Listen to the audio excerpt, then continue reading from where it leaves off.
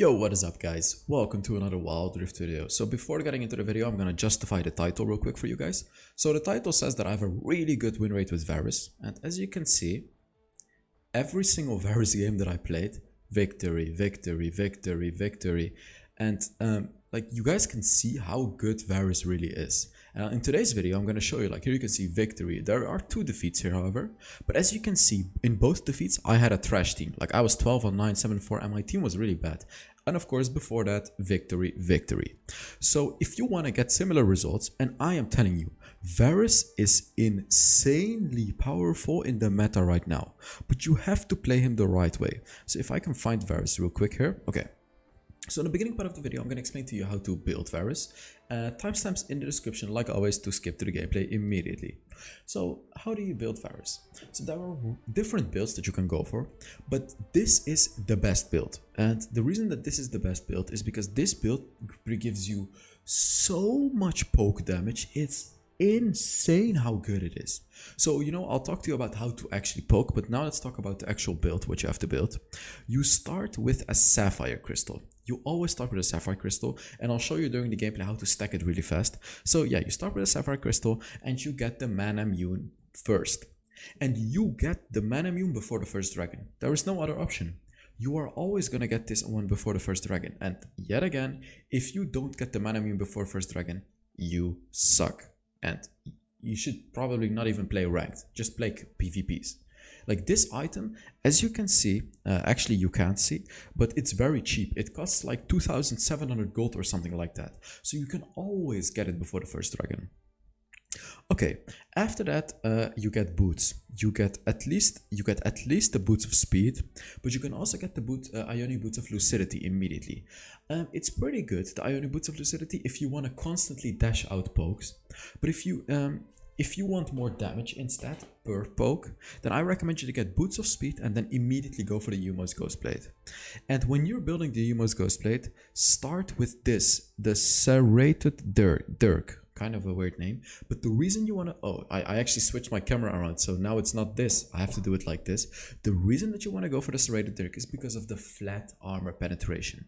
See, the thing is, flat armor penetration is incredibly powerful in the early game, because then the enemies have very little armor, but when you go to the late game, it becomes worse and worse and worse, and then it becomes useless.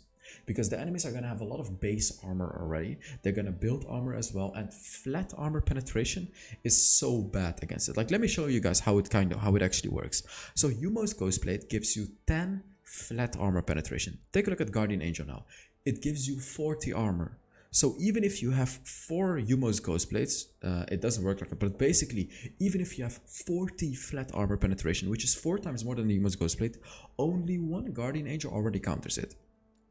So you really want to pick lethality Varus, or Varus in general, against squishy compositions that are not going to be building any armor, because that's where this is the most powerful against.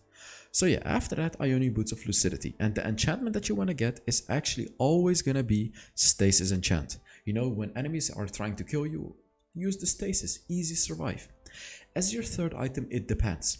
Now, does the enemy have a lot of armor? You go for a Mortal Reminder.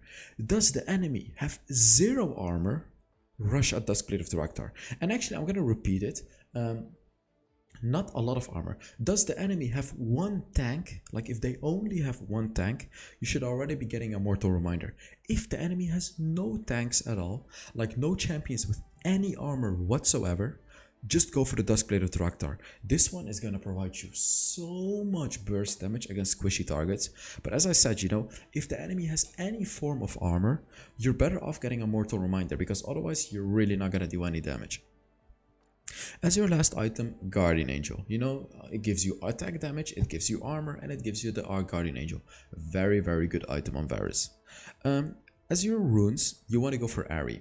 Now, it might be a bit weird, like, what? Ari on an attack damage carry? Yes. Don't go for Conqueror. Don't. Don't go for electrocute. It's also useless. You go for airy, because whenever you shoot your arrow at an enemy, the airy is gonna do bonus damage, which is incredibly powerful, guys. As my second rune, I go for brutal. Basically just, to have damage in the early game. It's very nice. Also the armor penetration.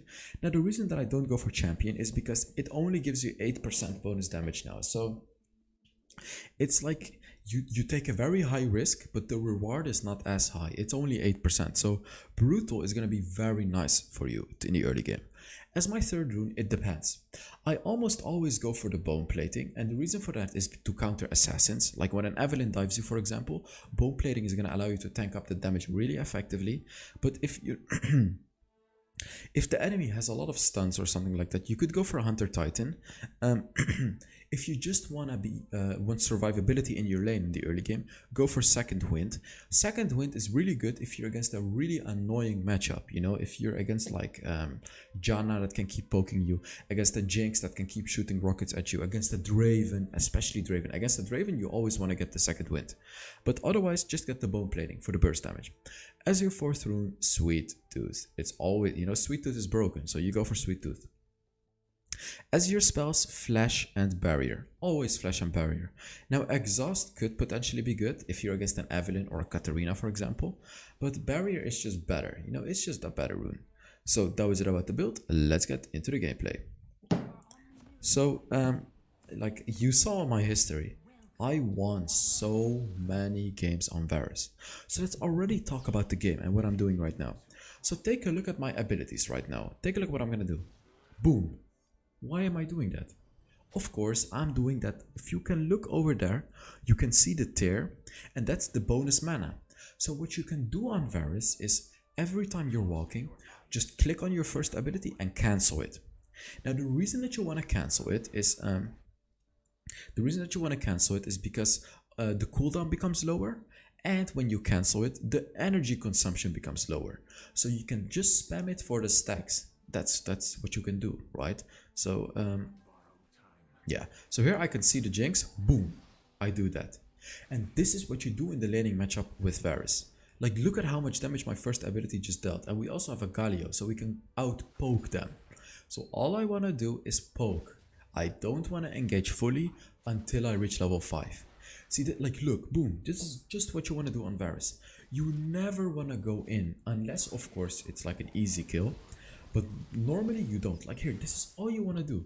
Shoot your first ability and shoot your third ability. That's all you want to do. Here, like you guys can see how much damage I'm dealing to them right now. And you can also see my positioning. I'm just standing back. And as you can see, the Galio went for a longer fight. And of course, we lose a longer fight because they have a Braum and a Jinx. And this is what I was just talking about, guys. So you don't want to go for the long fights with Varus generally. You just want to go for the poke. Poke them, poke them, poke them. And when they get low enough, you kill them with your ultimate. That's basically the whole formula behind Varus, guys. So your positioning is incredibly important as a Varus, guys. And the reason that it's incredibly important because you have no escaping. You only have your ultimate. So basically, after you've used your ultimate, if an enemy goes on you, you're dead. You're actually dead. You cannot do anything. Like if you look at other ADCs, Kai'Sa has her ultimate, Kai'Sa has her third ability, Ezreal has his third ability, Jinx has her third ability to root the enemy, Tristan has her jump. You guys get the point, right? Every ADC has some sort of an escaping ability. So here I'm going on them. I have no energy. This is so sad. I cannot kill him. So here I'm just like, where is my energy? Come on, please, energy. I just don't have any energy. I cannot kill him. I got my arrow and boom. He is so low. I just flashed and killed him and I went out. I was like, peace. I got the kill and adios. Oh, he actually flashed to kill me. This is totally fine. Like, this is definitely worth. And the Braum even got the kill. So I got the kills on Jinx and we got the kill on the Braum. And they had to flash to kill me. It's fine. Yeah, this is all totally fine. So let me tell you. Okay, this is also going to be quite an advanced question. So I'm going to give you guys a scenario here. you're in a 2v2 situation, and the enemy ADC is low, and what you can do, like you could potentially dive the turret, kill the ADC, and then die. Is it gonna be worth it to do that? Yes or no? Like, is it gonna be super worth it, or is it like, or is it just gonna be okay? So I'm gonna explain again. You can dive the enemy turret, kill their ADC, and then there, you know, you're gonna die there. Like, the support is gonna kill you. Is that, like, do you want to do that? Is it worth to, for example, sacrifice your flash for that? Is that worth it, like I did in this game? Let me know in the comments. Test your knowledge, guys. This is a very important thing to understand as an ADC, and I'll give you guys the answer in a few seconds. Also, I'm giving away 15 skins this month. All you gotta do to enter is put down a comment under this video. I actually almost forgot about the giveaway. Like, I'm just doing it, but I'm not really talking about it too much during my videos. So all you gotta do to enter, put down a comment under the video. So I hope you put down a comment and tested your knowledge. So let me tell you guys, is it or is it not worth it? Yes, it is super duper duper worth it. Let me tell you why. So when you dive the enemy ADC and you kill her, you get a bounty. Oh, you get a bounty of like 300 or 400 gold. And when you die from their support, he's gonna get your bounty. So the enemy ADC is gonna be 300 or 400 gold behind to you, and you're likely gonna be pushing the wave under their turret as well, which is gonna cost them even more farm. So do you guys get the point here? It is totally worth it to kill yourself in game to kill the enemy ADC. Totally worth it, 100 million %, even if you have to sacrifice your flash for it, because it's gonna get you super ahead compared to their ADC. So I really hope you guys got that one right, because, you know, this was not the easiest to guess, but it's very important to understand. Same goes for mid lane, by the way. If you can dive the enemy mid laner and then the actually no, that's not true. This only goes for the ADC rule, because, you know, if the support gets a kill, it's not as important as when the ADC gets a kill, because the ADC is the one that's actually getting all the damage. So keep that in mind, guys. Like, here you can see I'm level 8, Jinx is level 7, and I'm just getting ahead because of all those little things that I'm doing. And also that early game was super important, because that's what got me ahead initially, right? Like, when I killed her, I got a lot of gold, a lot of experience, pushed her minions under the wave. It's true that I died, but the Braum got the kill on me, so that's why it was super worth it. And they're actually going for the dragon. Like, here you can see how vulnerable you are to getting dived. Like, the Wukong dived me, and even with the Galio on my side, like, I was barely able to do anything against him, and I had to even flash away. So it's very risky, you know, like, you want to have good positioning on Varus. Make sure there are allies next to you in case the enemy dives you. And like, here, look, Renekton dives me, I'm dead. I cannot do anything. I have 0 escaping ability. So this is a key thing to understand with Varus. If you understand all these things, I'm gonna talk about more, by the way, because the playstyle changes when you get to the late game, you will win so many games on Varus. It's actually crazy. It's actually crazy how strong this champion is.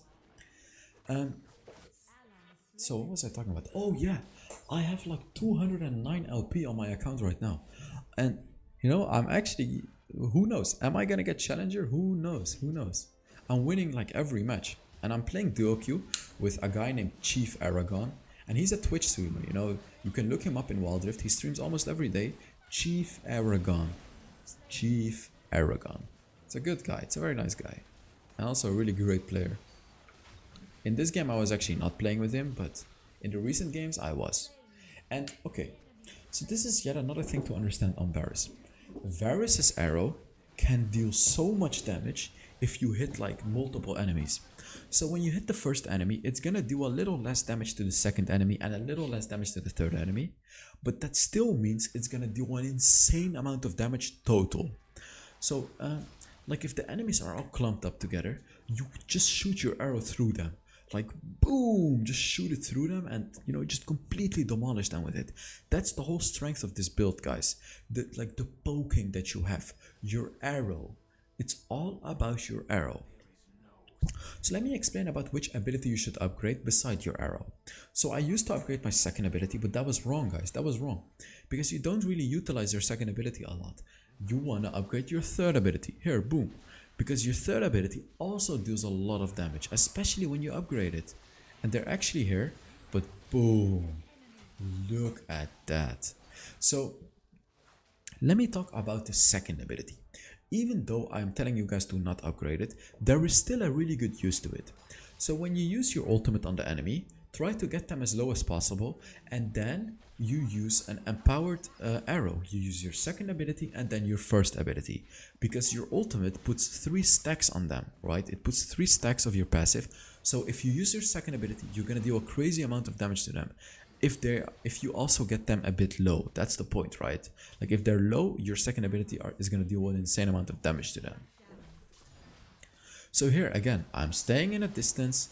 Oh, I got my ultimate again, shooting my arrows on them, and I actually completely missed that arrow. So missing that arrow actually brings me to my next point about Varus. Which is missing your arrows. Like if you are not able to hit the arrows, you are gonna be completely useless, because 90% of your damage will come from your arrow, will come from poking the enemies. So if you cannot hit the arrow, you're useless. You're just useless. Like you're actually useless. You're not gonna do anything. So practice makes perfect, really, with the arrow. And a recommendation that I have for you with the arrow is like here, that was a free hit. Like when an enemy is running away, it's a free hit. But when an enemy can see you charge an arrow, they're gonna actively try to dodge it. So what you can do to counter that is you can hold your arrow. Like when it's in maximum range, you can hold it for like 1.5 seconds longer, and you know the enemy is gonna walk left and right to try and dodge it. So you're gonna be able to buy time for your team. And like after those 1.5 seconds, they're gonna be like, okay, whatever. And then it's gonna be easier to hit them.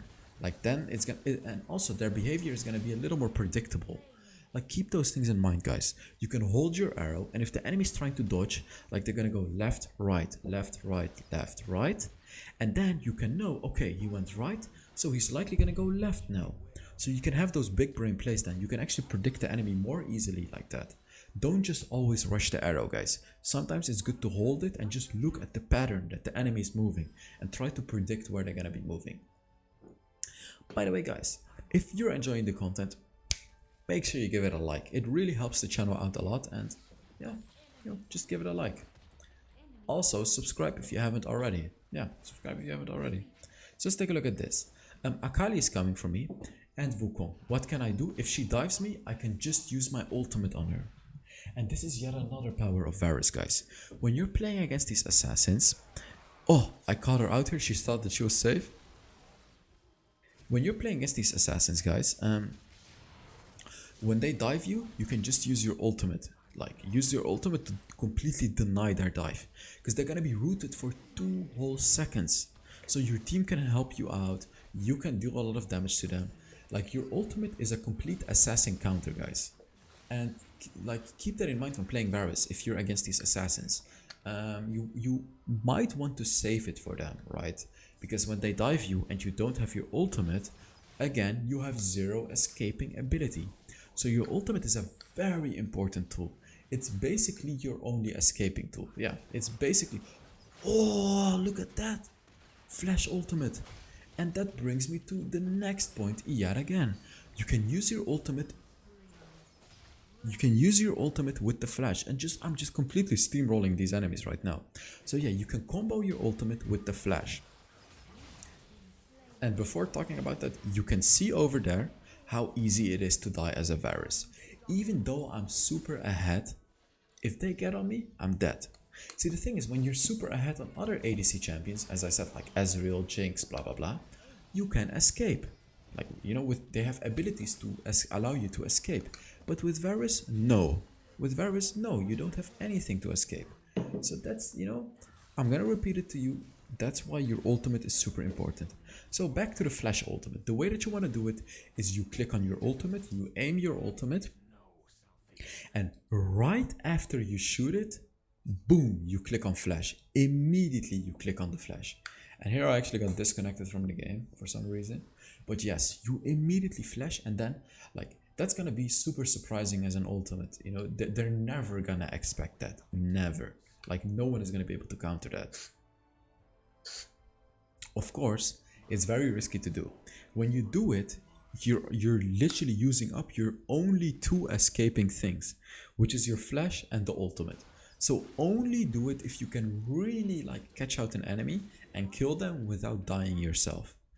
Like it's not, yeah, you only do it then. And let's talk about the third ability. There is a thing that not many people really utilize from the third ability. So, you know, we all know the third ability deals damage. We all know the third ability has a slowing area. But we don't all know that the third ability also denies healing. When the enemy stands in your third ability, they take 50% reduced healing. Now, when can this be good? This can be good if you're against a lot of healing. So what you can do is you can just throw your third ability at a very important spot in a team fight, where they'll likely be like where they will likely be walking through it like many times. So then you're not only going to do a lot of damage, you're also going to be actively reducing healing from the enemies. Especially if they have a Sona, it's very important to just throw your third ability in the middle of their team. So you're going to reduce healing from like 2 or 3 enemies, which makes it incredibly powerful and incredibly valuable for your team. So here my team is just finishing the game, as you can see, and I'm just kind of chilling. You know, we won the game. We just won the game right now. They can't really do anything anymore. So I really hope you guys enjoyed this Varus video. You know, I made a Varus video like 2 weeks ago, but I made one again because I'm literally winning every single game on Varus right now. So I want you guys to win as well. How much elo did I have here? Kind of curious. Oh, I had 62. Right now I'm at like 209 LP. So yeah, thank you guys very much for watching. And yeah, I will see you all in the next Wild Rift video. Bye bye.